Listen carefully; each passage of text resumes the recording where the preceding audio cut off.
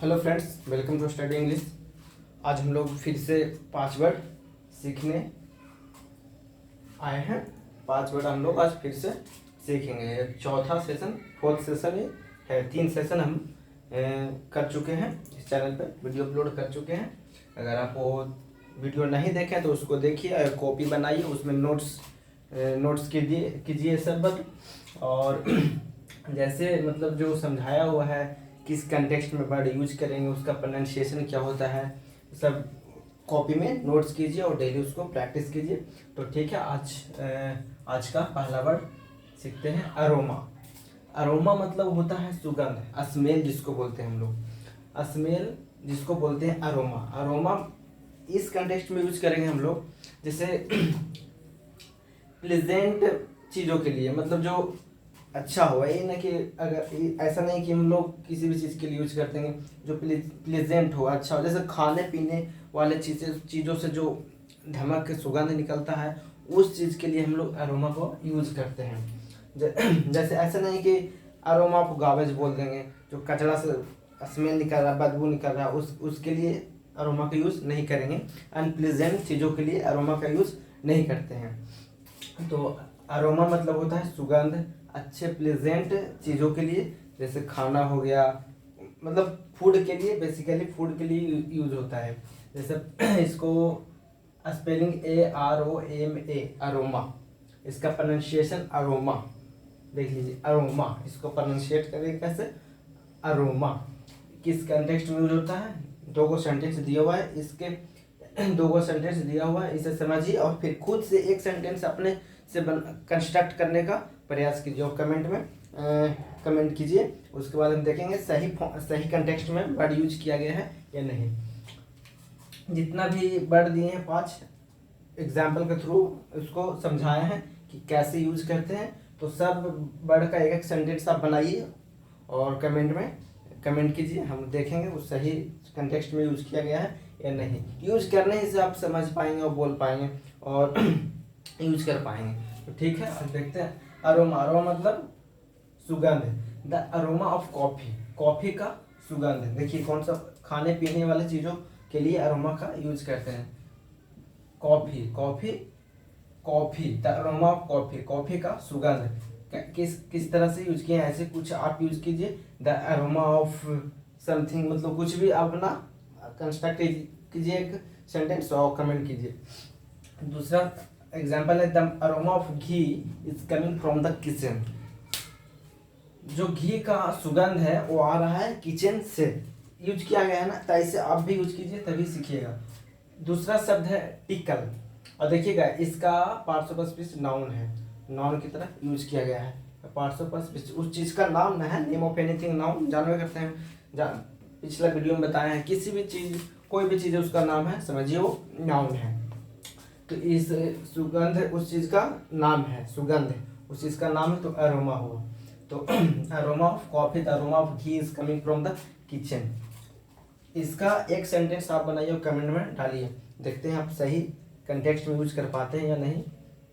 दूसरा शब्द है टिकल। टिकल मतलब होता है गुदगुदाना, हाथ से गुदगुदी करना, कोई सेंसिटिव पार्ट पे हाथ से गुदगुदाना, या कोई सॉफ्ट चीज़ों से गुदगुदाना।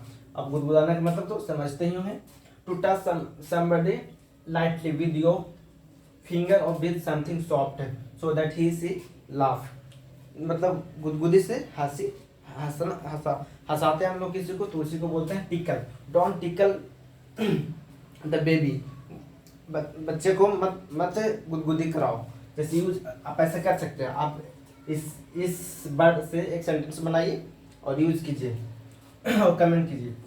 जैसे यूज किया गया है, आई वॉज टिकलिंग, मैं गुदगुदी कर रहा था उसे, him and he was laughing, मैं गुदगुदी कर रहा था उसे और वह हंस रहा था। यूज किया गया है ना। तो इसी कंटेक्स्ट में आप भी यूज कीजिए, ऐसे ही एक सेंटेंस कंस्ट्रक्ट कीजिए, तभी आप सीखिएगा। दूसरा यूज किया गया है, मदर टिकल द बेबी का टॉयज, बेबीज टॉयज, मतलब माँ थी जो गुदगुदी की बेबी का अंगूठे को, मतलब छोटी बच्ची या कुछ, मतलब कि छोटा बच्चा था, उसका अंगूठा, पैर का अंगूठा वो गुदगुदी की माँ। तो यूज किया गया है ना, ऐसे आप यूज कर सकते हैं। एक सेंटेंस बना के। तो आप देखिए कि किस तरीके से यूज किया गया है शब्द को, समझे ना, किस तरीके से हम यूज कर सकते हैं, किस तरीके से हम बोल सकते हैं। बोलिए कि हाँ यहाँ पे ऐसे यूज कर सकते हैं हम लोग शब्द को। तो अगला शब्द है डिलीजेंट। डिलीजेंट का मतलब होता है मेहनती, केयरफुल, कोई भी काम में मतलब सीरियस, उस चीज़ में जैसे आप पढ़ाई करते हैं तो उस चीज़ में आप मेहनती हैं, सीरियस है, केयरफुल होकर पढ़ाई करते हैं, तो उसी चीज़ को मेहनती बोलते हैं। डिलीजेंट मतलब मेहनती, कोई भी काम है उसको सीरियस तरीके से, केयरफुल तरीके से करना, तो उस व्यक्ति को मेहनती कहेंगे। जैसे आप कोई काम कर रहे हैं, बहुत सीरियस होकर कर रहे हैं, बहुत केयरफुल होकर कर रहे हैं, तो आप कोई भी मेहनती बोलेगा। तो इसको यूज कैसे कर सकते हैं आप, तो आप सोचिए कि ऐसे कैसे एक सेंटेंस बना सकते हैं और उसका सही कंटेक्स्ट में यूज कर सकते हैं। जैसे अ डिलीजेंट स्टूडेंट, एक मेहनती स्टूडेंट, एक मेहनती स्टूडेंट, जैसे ऐसे यूज कर सकते हैं। Manish is very diligent in his work, Manish है जो बहुत मेहनती है अपने काम में। आप भी एक सेंटेंस बनाइए और इस तरीके से यूज कीजिए। जैसे अगला शब्द है अस्नोर। अस्नोर मतलब होता है, देखिए आर को थोड़ा साइलेंट करके, स्लाइटली साइलेंट कीजिएगा। आर के पहले देखिए, आर के पहले वोवेल है, वोवेल है। आपको हम पिछले सेशन में बताए हैं कि अगर आर के पहले अगर वोवेल रहे, वोवेल के बाद आपको आर मिले, तो आर को स्लाइटली साइलेंट करके प्रोनाउंस करते हैं हम लोग, स्लाइटली साइलेंट करके जैसे प्रोनाउंस करते। इसको स्नोर नहीं पढ़ेंगे, आर को पूरा नहीं पढ़ेंगे, स्नोर, स्नोर जैसे यहाँ लिखा हुआ है, इसका प्रोनाउंसिएशन स्नोर लिख देते हैं, मेंशन कर देते हैं। तो आर को ना स्लाइटली साइलेंट करके प्रोनाउंस करेंगे। जैसे ब्रदर, तो ब्रदर नहीं पढ़ेंगे, ब्रदर, सिस्टर, आर को हल्का साइलेंट करके पढ़ते हैं। उसका है कि इस तरीके से इसलिए पढ़ते हैं कि जो आर है, आर के पहले वोवेल आ रहा है, इसी वजह से। जैसे इसका देखिएगा यूज कैसे करते हैं। स्नोर मतलब खराटे लेना, जैसे सोते समय हम लोग रात में खराटे लेते हैं, आवाज़ करते हैं मुंह से, तो उसी को बोलते हैं खराटे लेना। तो इसको यूज कैसे करेंगे। ही वॉज स्नोरिंग लाउडली, वह तेजी से खराटे ले रहा था, इन्हें अपने नींदों में, अपनी नींद में वह तेजी से खराटे ले रहा था। तो स्नोर का मतलब होता है खराटे लेना। इसका स्पेलिंग SNORE। आप स्पेलिंग बहुत मतलब इम्पोर्टेंट है, स्पेलिंग गलत नहीं होना चाहिए। स्नोर मतलब खराटे लेना, प्रोनाउंसिएशन भी गलत ना होना चाहिए, स्पेलिंग भी गलत नहीं होना चाहिए, और मीनिंग भी समझ एकदम सही से समझ में आना चाहिए कहाँ पे हम यूज कर सकते हैं, तभी आप कहीं भी यूज कर पाइएगा, कोई भी सेंटेंस बोल पाइएगा इस शब्द को यूज करके। तो आप ध्यान रखिएगा। हाँ, आप एक कॉपी बना रहे होंगे, कॉपी में सब जितना भी वर्ड हम डेली 5 वर्ड 6 वर्ड या 10 वर्ड जितना भी होता है हम लेके आते हैं, और उस कॉपी में सब वर्ड को नोट डाउन कीजिए और उसको प्रैक्टिस कीजिए और डेली पढ़िए कैसे यूज किया गया है कौन सा वर्ड। फिर देखिएगा आपका मतलब वोकेबलरी इन्हेंस हो जाएगा, डेली 5-10 याद होगा तो इन्हेंस हो जाएगा। फिर आप सेंटेंस बना पाइएगा, कहीं कोई बुक रहेगा उसको रीड कीजिएगा तो उसको अंडरस्टैंड कर पाइएगा कि क्या लिखा हुआ है। इंग्लिश बुक कोई पढ़िएगा, अब कोई वर्ड आया यहाँ पे अरोमा आया तो आप समझ जाइएगा, अच्छा ये स्मेल का बात कर रहा है, और अरोमा का आप मीनिंग नहीं समझिएगा तो वहाँ समझ नहीं पाइएगा। तो आप शब्द को याद कीजिए और यूज कैसे करते हैं वो भी आप ध्यान में रखते हुए याद कीजिए। अगला शब्द है रॉ। अच्छा, इसको समझ गए ना, स्नोर मतलब खराटे लेना। He was snoring loudly in his sleep, वह नींद में खराटे ले रहा था। मोंटी का माउथ वॉज ओपन, यहाँ पे एपस्ट्रॉफी एस लगाया हुआ, इसका मतलब का हुआ, एपस्ट्रॉफी एस, जैसे of the aroma of coffee, of लगाया था ऐसे पढ़िए, कॉफी का धमक या कॉफी का सुगंध, यहाँ कॉफी का सुगंध, तो यहाँ एपस्ट्रॉफी एस का मतलब का होता है। मोंटीज माउथ, मोंटी का मुंह was open and he was snoring loudly in the night. तो आप समझ गए स्नोर का कैसे यूज कर सकते हैं इन अ सेंटेंस, कैसे सेंटेंस फॉर्म कर सकते हैं आप स्नोर का यूज करके। तो आप एक सेंटेंस बना के कमेंट कीजिए, देखेंगे जितना भी 5 वर्ड है ना, ये 5 वर्ड सीख रहे हैं हम लोग, तो आप ना खुद से सेंटेंस बनाने का ट्राई कीजिए, समझे। Try to make a constructor sentence with using this word. आप सब ये सब जो वर्ड हम दिखाते हैं, ये जो आप सब कंटेक्स्ट तो समझ पाते हैं, तो उस वर्ड का यूज करके आप सेंटेंस बनाइए, देखिए कितना इंप्रूवमेंट आ जाएगा। तो अगला शब्द है रॉ। रॉ मतलब अनकुक्ड, मतलब नॉट कुक्ड, जो पका हुआ नहीं है।